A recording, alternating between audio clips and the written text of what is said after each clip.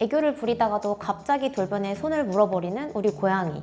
갑자기 발목을 공격하는 경우가 있으시죠?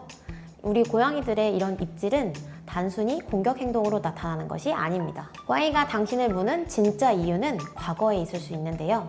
과거에 집사님과의 잘못된 소통 방식으로 인해서 나타나는 이 문제점들을 원인을 명확히 파악하고 해결책을 제시해 드리겠습니다. 모든 문제의 실마리는 과거에 있습니다. 생후 3주에서 9주 사이, 고양이가 평생의 사회성을 결정하는 중요한 결정적 시기인데요. 이때 고양이들은 형제 고양이들과 혹은 어미 고양이와 함께 깨물고 뒹굴면서 사회성을 배우게 됩니다. 생후 3주에서 9주 사이는 평생의 사회성을 결정하는 결정적 시기라고 부르는데요. 이때 아기 고양이는 어미 고양이나 형제 고양이들과 함께 깨물고 뒹굴면서 입질 억제를 배우게 됩니다. 입질 억제라는 것은 내가 물었을 때 상대방이 얼마나 아픈가에 대해서 배우게 되는데요. 이때 제대로 교감하지 못하면 성묘가 되었을 때에도 주인을 세게 무는 경우가 나타날 수 있습니다. 생후 3, 4개월령이 되면 이갈이를 시작하게 되는데요.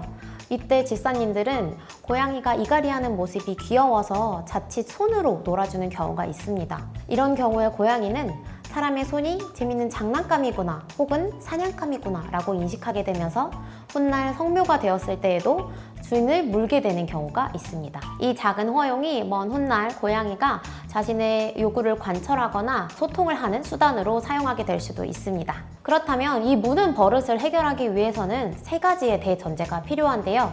첫 번째로는 코 때리기, 소리 지르기, 물 뿌리기와 같은 체벌의 행동은 삼가하셔야 합니다. 이런 행동을 했을 때 고양이는 공격성이 더욱 강화되거나 불신, 공포감으로 물들게 됩니다. 두 번째로는 물렸을 때 손을 획 빼지 않는 것입니다. 손을 순식간에 빼버리게 된다면 고양이가 움직이는 사냥감에 대한 호기심으로 더 큰 자극을 받게 될 수 있습니다. 세 번째로는 무는 행동으로는 소통할 수 없다.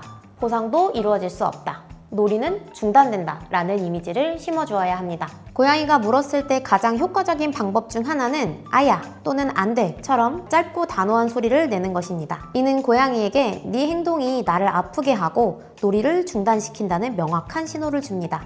하지만 어떤 고양이들은 이러한 행동을 관심으로 느끼는 경우도 있는데요. 그럴 때는 아무런 반응 없이 자리를 떠나는 것이 더욱 효과적일 수 있습니다. 그렇다면 문제 상황별 대처 방법을 알려드리도록 하겠습니다. 가장 흔하면서도 보호자들을 당황시키는 경우 중 하나가 골골송을 잘 부르면서 놀고 있다가 공격하는 경우인데요. 이런 경우는 패팅 공격성이라고 부릅니다. 이것은 고양이의 변덕성이 아닙니다. 고양이는 민감한 각각의 신체 구조를 가지고 있는데요. 잘 만지고 있었던 기분 좋은 촉감이 순간 불쾌한 기분으로 전환될 수 있습니다. 고양이의 몸에는 각기 다른 민감도를 가지고 있는 신체의 부위들이 있는데요. 스킨십이 일정 시간이나 강도를 넘어서면 기분 좋은 자극이 고통스럽거나 불쾌한 자극으로 바뀌는 과잉 자극 한계점이 됩니다. 고양이는 이 한계점에 도달하기 전에 명확한 전조 신호를 보냅니다. 첫 번째로는 귀를 살펴보세요. 편안하게 앞을 향하고 있던 귀가 뒤로 젖히거나 옆으로 누워 있다면 스킨십을 멈추셔야 합니다. 두 번째로는 동공을 확인해 보세요. 동공이 크게 확증됐다면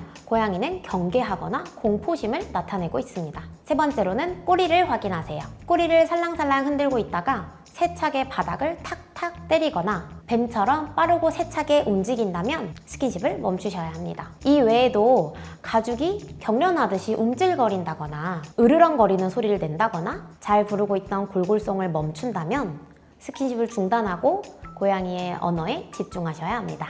물론 모든 입질이 부정적인 신호는 아닙니다.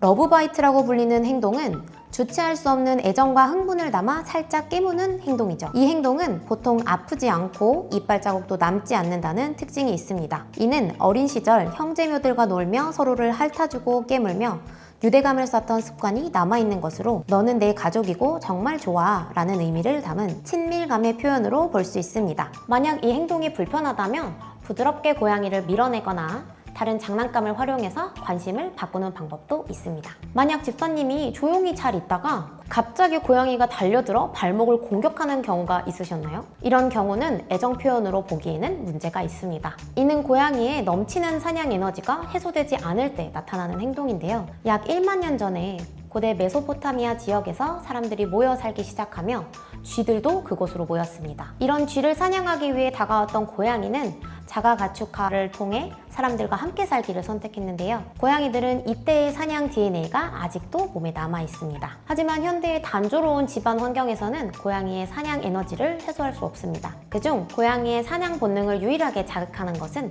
바로 보호자님의 손과 발입니다. 보호자님의 손과 발을 사냥감으로 인식해서 공격하는 이 행동은 사냥놀이를 통해 해소할 수 있습니다. 하루에 최소 15분씩 4회에서 5회 정도 낚싯대나 깃털 장난감을 이용해 아이가 완전히 몰입해서 에너지를 쏟아낼 수 있도록 놀아주세요. 놀이는 진짜 사냥처럼 숨고 기다리고 덮치는 과정이 포함되도록 연출해주는 것이 좋습니다. 그렇다면 고양이는 더 이상 보호자님의 발목을 사냥감으로 인식하지 않을 것입니다.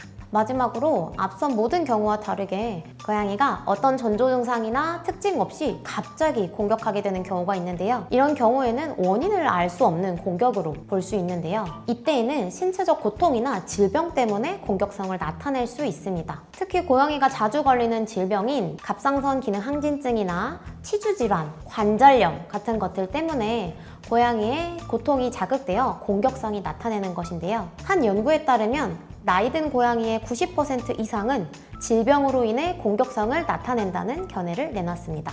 고양이가 특발성 공격성을 나타낸다면 주저하지 마시고 병원에 방문해서 종합검진을 받아보는 것도 방법일 수 있습니다. 오늘 살펴본 것처럼 고양이의 입질은 공격 행동보다는 집사와의 필사적인 대화 시도입니다. 불편해요, 심심해요, 아파요, 사랑해요 등과 같은 고양이의 언어를 이해하기 위해서 노력한다면 고양이의 입질은 멈출 수 있을 것입니다. 오늘 영상이 우리 아이를 이해하는 데 도움이 되셨다면 구독과 좋아요로 저희 채널을 응원해주세요. 여러분의 고양이는 어떤 상황에서 무는지 또 어떤 궁금증을 가지고 계신지 댓글로 알려주시면 함께 고민하고 더 나은 해결책을 알아보겠습니다. 그럼 저희는 다음 영상에서 뵙겠습니다.